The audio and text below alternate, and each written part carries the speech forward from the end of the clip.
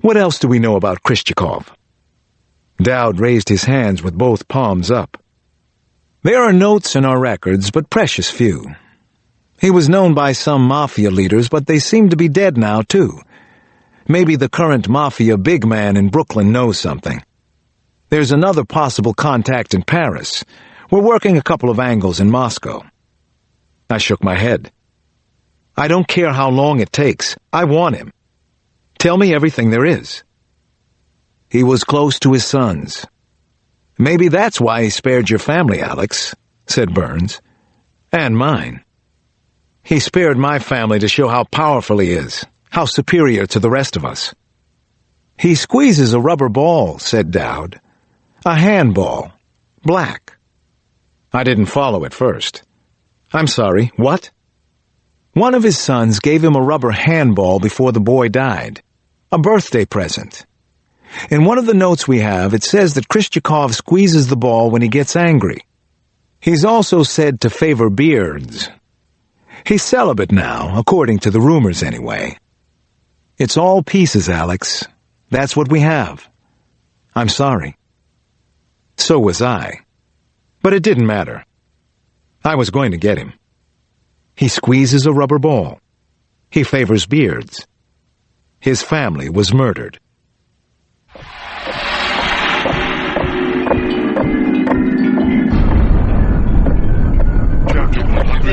Chapter 123. 6 weeks later, I traveled to New York, my 5th out-of-town trip in a row. Tolyabaikov had been at or near the top of the Red Mafia gangs in New York, specifically the Brighton Beach area, for the past few years. He had been a mafia head in Moscow.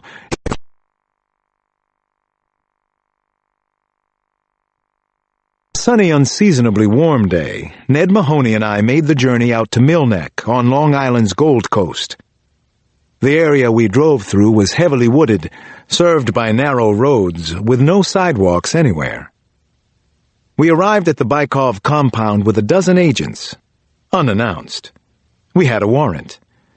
There were bodyguards posted everywhere, and I wondered how Tolyabaikov could live like this. Maybe because he had to in order to remain alive. The house itself was very large, a 3-story colonial. It had incredible water views across the Sound all the way to Connecticut. There was a gunite pool with a waterfall, a boathouse, and a dock. The wages of sin, pocked face rolling with fat. He was grossly overweight, probably close to 300 pounds. His breathing was labored and he had a hacking cough. I'd been told that he spoke no English. I want to know about the man called the Wolf, I said as I sat down across from him at a plain wooden table. One of our agents from the New York office translated, a young Russian-American. Tolyabaikov scratched the back of his neck, then shook his head back and forth, finally muttering several Russian words between a clenched jaw. The translator listened, then looked at me. He says you're wasting his time and yours. Why don't you leave right now? He knows Peter and the Wolf, no other wolves. We're not going to leave. The FBI, the CIA, we're going to be in Mr. Baikov's face, in his business, until we find the Wolf. Tell him that. The agent spoke in Russian, and Baikov laughed in his face. The Russian said something, and the sentences mentioned Chris Rock. He says you're funnier than Chris Rock. He likes Chris Rock. Political comedians in general. I stood up, nodded to Baikov, then walked out of the room. I didn't expect too much more from the first meeting, just an introduction. I would be back again and again if necessary.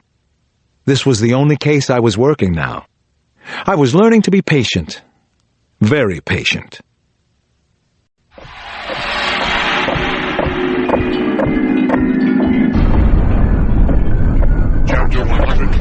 Chapter 124.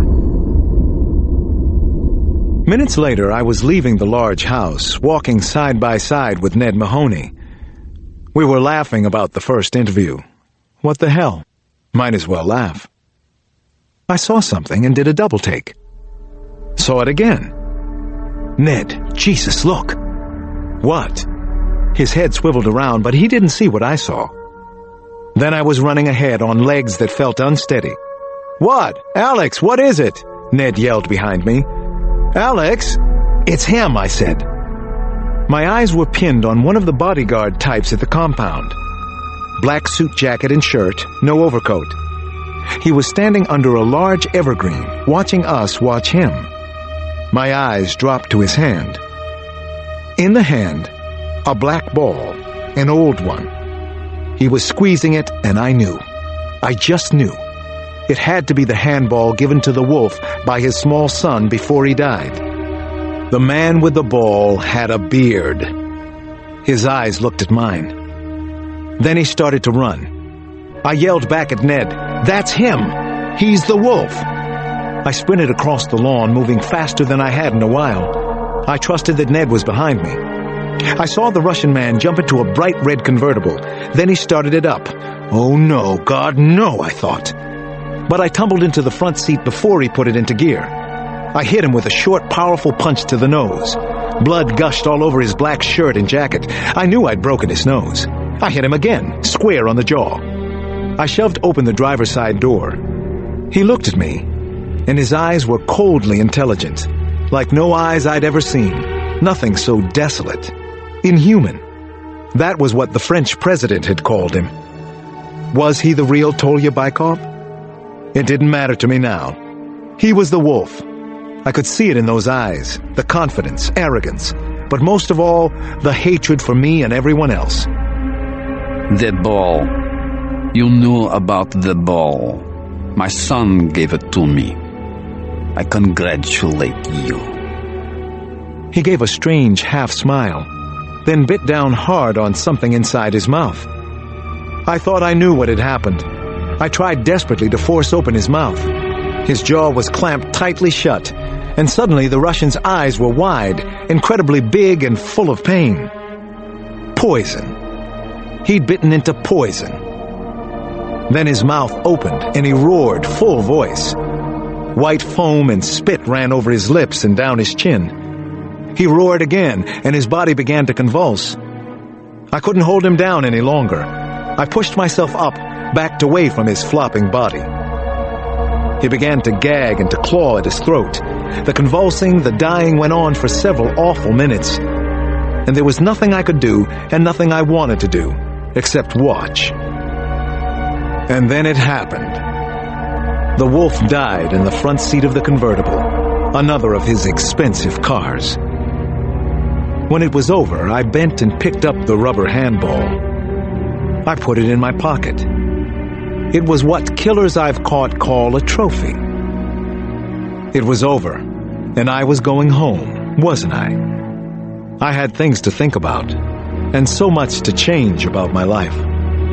I had the uncomfortable thought, I'm taking trophies now, too. But I had another, much more important thought. Damon, Jenny, little Alex, Nana. Home. The wolf is dead. I saw him die. I kept telling myself that until I finally believed it.